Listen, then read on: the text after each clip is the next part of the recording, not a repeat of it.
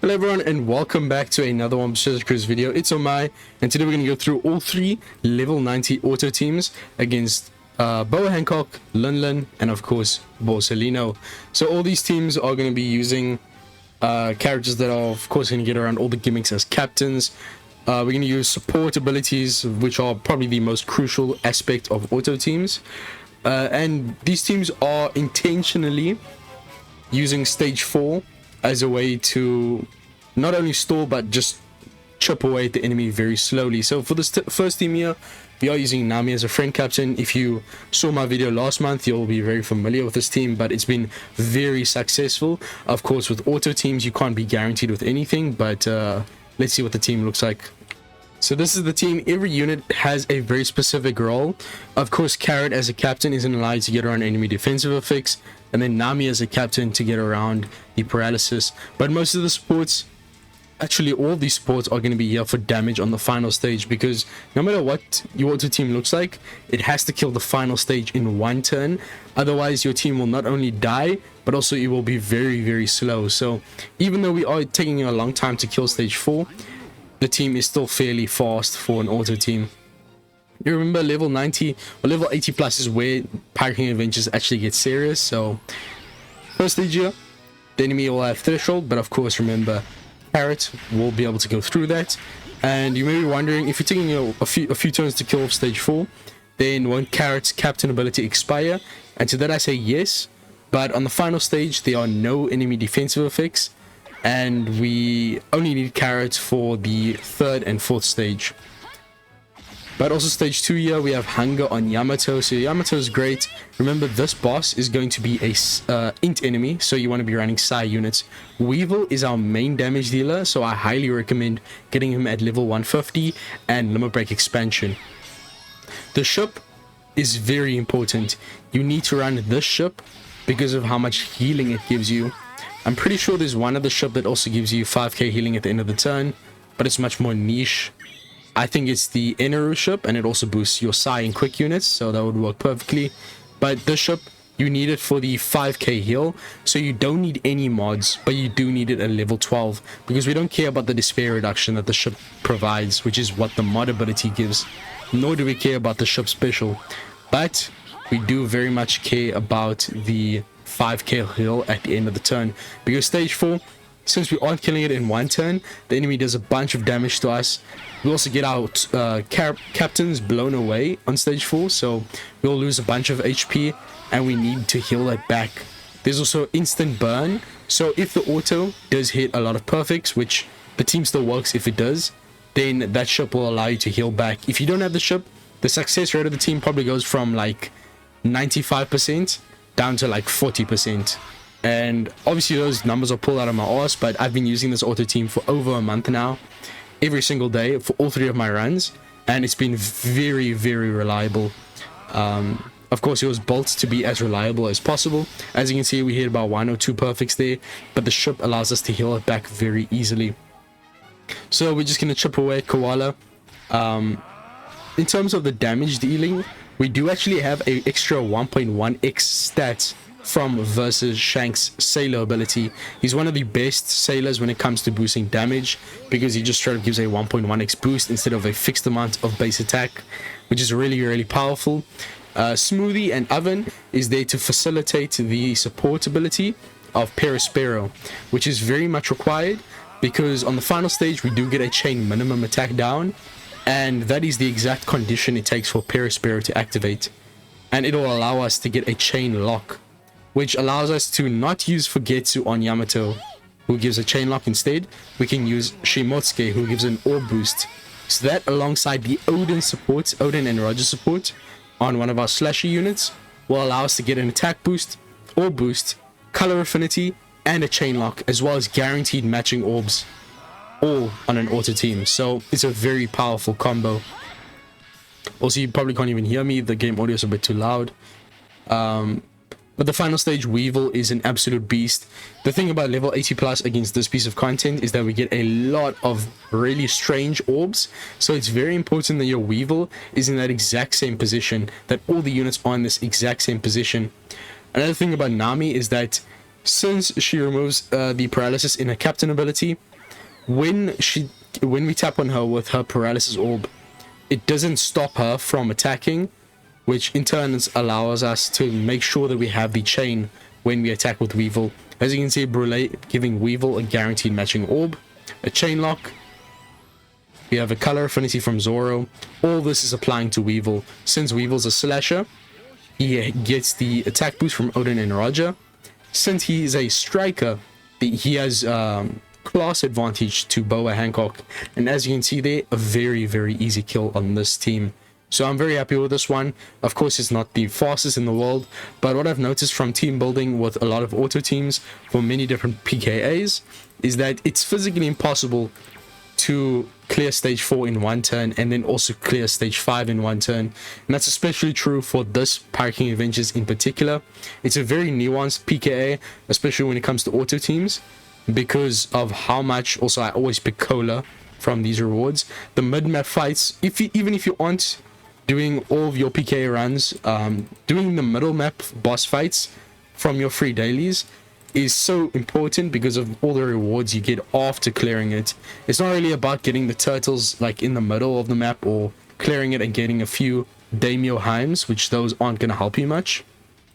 Also, this is going to be the auto team. It's about getting all those extra cola, the Heim rainbow turtles at the end, and also the adventure tickets, especially if you are a newer player. Okay, so this team, Zoro is our main damage dealer, so I recommend having him maxed, but it's really not required.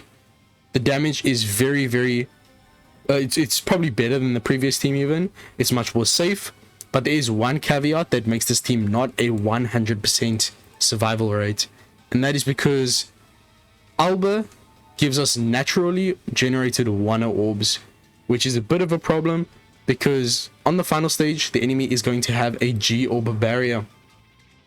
So we have Ray's Max there, who is the only option. Also, my bad, that's an alarm.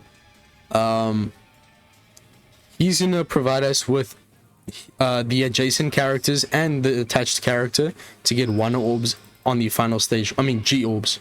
So all we need is one G orb to get past the barrier. But in the case that because Ray's Max is attached to your Orochi, Zoro, Orochi, Roger Legaban, and your Shiryu are all going to get G-Orbs.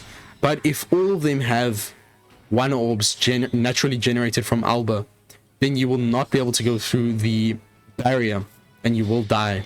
The chances of getting one orbs, my bad, on all those characters is so low, but there is a chance you get screwed over like that. So I think it's more like if you don't get a G-Orb on both Roger Legaban and Shiryu, then you will be struggling for damage, because remember, Roger Legaban is going to be one of our main damage dealers alongside Zoro. So once again, just like Weevil, make sure your co-op Zoro is level 150, limit break expanded, to make sure that team success rate is at the maximum possible. Also use any high HP ship, doesn't have to be this one in particular. Once again, Yamato, but this time the 6-star form, because of course you will have type advantage, also class advantage, I believe.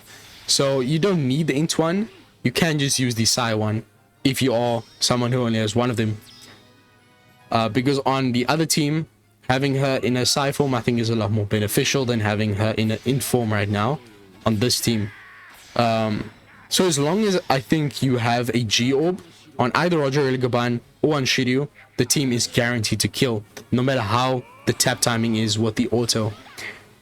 And once again, you're on stage 4, we are going to be stalling, but as you can see, our HP is so high that the bleed effect and the enemy's damage after every turn is really insignificant. So we can just spend our time chipping away, and then the second that resilience is gone, we can kill off the Roger Legaban and move on to Linlin. Shiryu is just there as once again a damage dealer. Since we are using the Odin support, the Odin and Roger, we need our int units to be slashers, so they get the access to the 1.75x attack boost. On this team though, we are using the Fugetsu on Yamato for the chain lock, since we don't have one from the Perispera support. On Zoro, I think we have another color affinity. I'm not too sure, but all I know is that as long as your Shiryu or your raise max does not have a 1 orb on the final stage, your victory is guaranteed.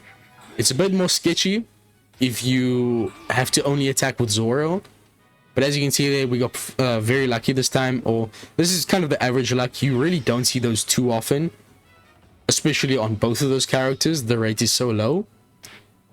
But if your tap timing doesn't hit a good on Zoro, you should still be fine, even if those two have a 1 orb. So if both of those characters don't have a 1 orb, it's a guaranteed victory. If one of those characters don't have a 1 orb, it's still a guaranteed victory. If both of them have a 1 orb, it's a lower chance of victory because your the AI will have to hit a great or better. It doesn't have to hit a perfect. It can just be a good. But if it is a good strike, you're gonna lose because one character attacking a good strike is not enough, even with all of our damage boosting effects. But as you saw there on the final stage, we had the Mihawk support reduce the enemy's defense to 0 since the enemy does not have immunity, and then our Roger Legaban reduced the enemy's threshold to 0%, allowing us to kill the enemy within 1 turn. Of course, if you don't kill in 1 turn, not only will the enemy death hit you, but you will also not have the defense down from the Mihawk support anymore since it's only 1 turn, and you will likely fail your run. Now this is actually the first time I'm actually testing this auto team against level 90 here, but I did do a dry run yesterday. I did record it, but I didn't upload it. And this team should have a very, very high success rate. So level 90 Kizaru, this is the one we're all waiting for. And this one is the hardest one for sure because there's so many enemy defensive effects on stage 4 and 5, and there's also blow away. We have annoying features like the death hit on the final stage, and also all the pain debuffs, so it's very easy to die on this adventure. So having double gear 5 6-star is so important here because one of them will be left open to revive when we get the death hit on the final stage. One of them, we will use the X super on the final on the first stage, and then click auto, and then you won't have to do anything after that. Also, let me use a base gear 5 one without the level limit break, just so we can test and see if one that has low investment can still kill the enemy.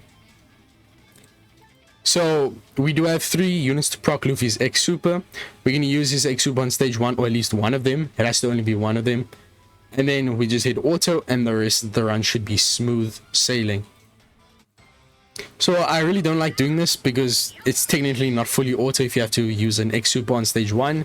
But beyond that, it's very easy, and the whole point of the auto team is that you don't have to pay attention to the run. So you can just use the X super and then let go.